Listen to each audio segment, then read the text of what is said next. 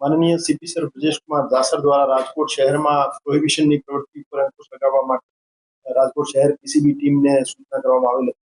આ સૂચનાની અનુપાલનના ભાગરૂપે પીઆઈ શ્રી એમ.આર. ગોંડિયા સાહેબ અને પીએસઆઈ શ્રી પીબી રાજ્ય સાહેબની ટીમ દ્વારા એક રાજકોટ શહેરના 7 પ્રોહિબિશનના ગુનામાં વોન્ટેડ આરોપી યાકુબ મુસા મોટાણીને પાડવામાં આવેલ છે.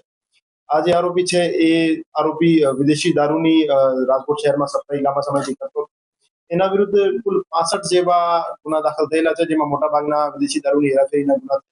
અને આ આરોપી 7 ગુનાઓમાં અટક કરવાનો બાકી છે, જેમાં પીસીબીના 5 ગુના છે, ડીસીબી પોલીસ સ્ટેશનના એક ગુનો છે અને વલસાડ રૂરલનો 1 ગુનો છે. એ જે આરોપી હતો છેલ્લા 4 વર્ષથી દાદરા નગર હવેલી ખાતે ફ્લેટ ભાડે રાખીને રહેતો હતો અને આજુબાજુની વાઇન શોપ જે છે એમાંથી દારૂ ખરીદતો હતો અને દારૂનો જથ્થો ત્યાંથી પાર્સલ કરતો હતો.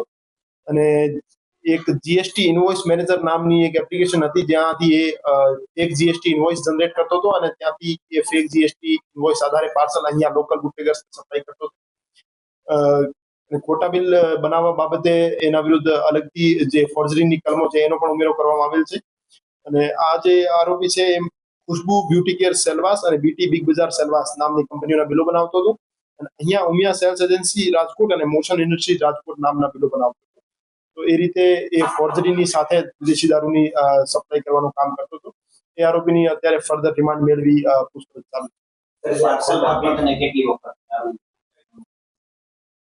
હજુ સુધી જે 5 ગુના છે એમાં પકડવાનો બાકી છે. એમાંથી 7 પૈકી 5માં એને પાર્સલ મારફતે દારૂ મોકલવાનું કબૂલ્યું છે. પણ અમારું માનવું છે કે જૂના પણ અગાઉ પણ જે ગુના દાખલ થયેલા છે એમાં પણ પાર્સલ મારફતે એને સપ્લાય કર્યું અને એના સહ આરોપી છે એ બાબતે અત્યારે રિમાન્ડ મેળવી પૂછપરછ ચાલુ. એની પાસે જે રીતે મેં જણાવ્યું કે એક જીએસટી ઇનવોઇસ મેનેજર નામની એપ્લિકેશન હતી મોબાઈલમાં, એના મારફતે ખોટા બિલ જનરેટ કરતો હતો અને એક દાદરા નગર હવેલીની એક પેઢીનું નામ મોકલનાર તરીકે અને રાજકોટ શહેરની એક પેઢીનું નામ માલ સ્વીકારનાર તરીકે નામ નાખતો હતો અને પછી એનો ખોટો ઇનવોઇસ જનરેટ કરી અને પછી પાર્સલ મારફતે અહીંયા કુરિયર મારફતે. હા, મોટા ભાગનો જે દારૂ છે આજુબાજુની વાઇન શોપમાંથી લીગલી ખરીદેલો છે નાના નાના જથ્થાઓમાં અને એકાદ એનો મોટો સપ્લાયર છે એ ઇલીગલી એમને ખરીદેલો છે, એનું નામ ખોલવામાં આવશે. કુરિયરમાં એની હજુ સુધી સાઠગાંઠ સામે નહીં આવી, પણ કુરિયરનો જે પ્રોપર સ્ક્રુટની થતી હતી કે કેમ એની ચેકિંગ થતી હતી કે કેમ એ બાબતે કોઈ નિષ્કાળજી જણાઈ આવશે તો કુરિયર એજન્સીને પણ એમાં ઇન્વોલ્વ કરવામાં આવશે.